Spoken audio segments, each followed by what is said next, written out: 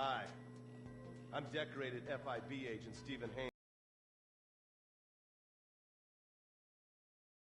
Every day, in a city where dreams too often become wet with tears. The Los Santos docks. This is where it all begins. Second largest port in the world. Garbage going out. And hidden in over 2 million containers a day, God only knows what. The cartels pay off some low-level schlub, and suddenly you've got military-grade weapons, badly cut crystal meth, and grade A yayo from Mexico flooding our streets. And once it hits the hood, it's anarchy. The side of murder, hold the fries. Or maybe the Chinese are slipping some of our high-security weapons systems in with the recycling, and we're giving up our national security for nothing? Who knows? Who cares? As long as the financial party continues, we'll just keep picking up the pieces. A word to the wise, kids. Never use PCP. It makes you want to punch cops and run around naked, not necessarily always in that order. Most of the time, this illicit cargo makes it straight to the games.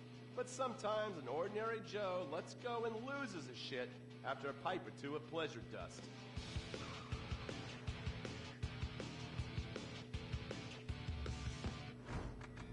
Vagos, bloodthirsty Chicanos with a predilection for pain, papaya juice, and spicy plantains. They're one of the largest Mexican street gangs in the city, with rumored connections to several major mafias. While half the battle out here is fought with guns, the other half is with informants. Sometimes you need to become the bad guys to bust the bad guys. All right, guys, let's go. When the Ballas and the families aren't shooting each other, they're selling the dope that the junkies are shooting into their veins. The families love sports almost as much as they love banging. Flashy, arrogant, competitive, and aggressive, they are lifelong bitter enemies of the Ballas. Wearing the colors of the feud or the Corkers, the families call themselves Gang Green.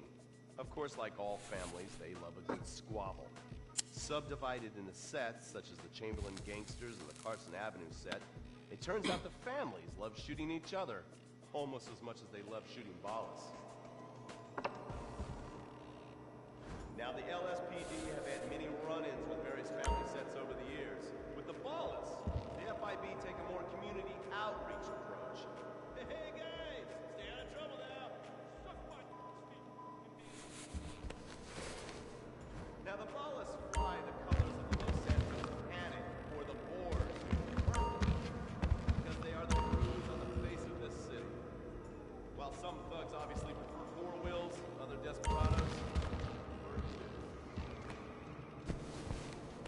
Leather, exhaust, and drugs. No, this isn't an exotic S&M party. These are one of the nation's toughest outlaw motorcycle gangs, the Lost. Rumors are they get a new tattoo for every person they stab. And it's definitely okay for your motorcycle mama to show her crest to your friends. The FIB has been tracking the Lost for years. Did a tornado spot. When they're not running meth, they're smoking it. Or so I hear, a dangerous new drug on the streets called toilet cleaner. And believe me, your toilet will be cleaned after you smoke some of it. Of course, Vinewood being Vinewood, it's not all about leathery dudes trying to show off on their motorbikes or roided up gangbangers stuck in some 90s time warp. This is the town that made mass murder into nostalgia. Of course, to become truly popular, your murder has to be both unsolved and gruesome. In a town full of alien spotters, adults dressed as zombies, and entertainers dressed as cartoon characters, it takes something particularly awful to really catch people's attention. The famous unsolved murder of a Vinewood starlet is one such case. For years, horny nerds have wondered what happened to Leonora Johnson, and if they would have plucked up the courage to speak to her or kill her themselves. It's inspired filmmakers, writers, and copycat killers. Conspiracy theorists have blamed various celebrities, the mayor, the Soviets, short skirts, women's liberation, and hidden aliens embedded amongst us for the murder.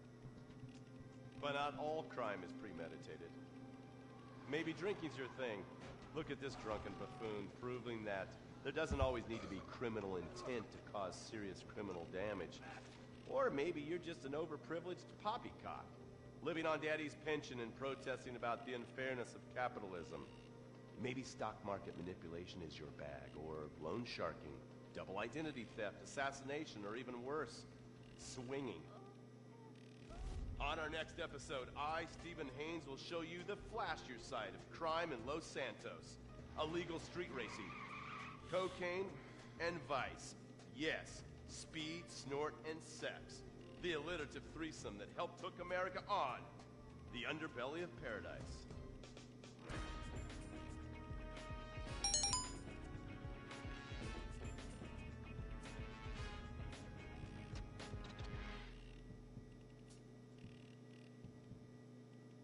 In times like these, it's important to remember the good things. Sure, the economy may be a little rough, and we may be shuttering schools, hospitals, and libraries to pay union pensions. But San Andreas is still the place where dreams are made. This is where counterculture began and then morphed into a nanny state. A place that preaches environmental stewardship but has a terrible public transit system and the worst air in the world. Experience more of San Andreas, the suburban sprawl, no sense of community, and no building more than 30 years old. Where fluffy children's theme park animals culture. San Andreas leads the country in removing pristine first-growth forest to build generic strip malls and tract mansions. San Andreas, we won't be broken hypocrites forever. Brought to you by the San Andreas Tourism Board. You should cancel that gym membership because fat chips have all the crunches. Finally, snacks have gotten healthy. We've taken the humble but deadly potato chip and taken away a whole lot of fat and added a whole heap of fat. Damn! Confused? You won't be. With a controlled exercise and diet plan, the pounds just fall off and the fat gets radical. It's time to take health to the streets. It's time to make health cool. Try all new healthy flavors like radical sour cream and black licorice quinoa, funky honey mustard greens and ketchup prawns, chipotle wheatgrass, Bavarian car key party, dry Greek rub greens, and Norwegian salmon rancher surprise. Yum! Fat chips. Get crunching and stop crunches. We've made healthy snacking cool. Princess Rabbit Bubblegum!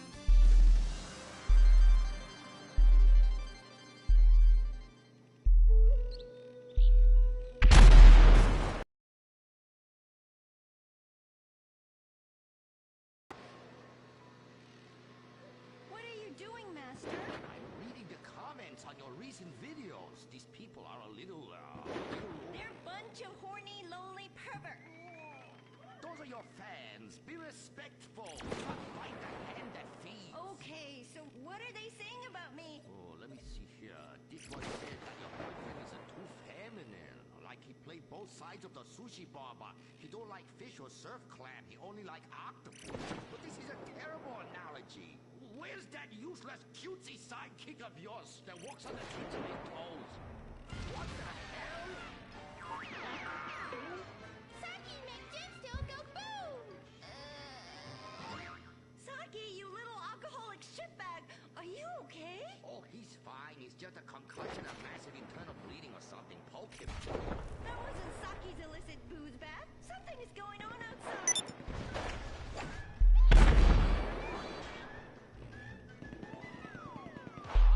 So definitely now they're eating a furry pancake. Oh, we could license that. Yes, that's okay. This is part of a balanced breakfast. Princess of the crispy slatchy pops and special furry pancakes. Oh no! Oh, the ancient ones warned this day would come. What ancient ones, Master? Oh, those geriatric tight asses at the bank. They say they're gonna foreclose on me, knock down the secret temple, and build a 24-hour drive-through massage parlor with, the human traffic Australian chicks. They love it. You don't even have to leave your car. You just reach through the window, wanky, wanky, wanky. Hey, bloke, you want a cockatoo? Okay, bud.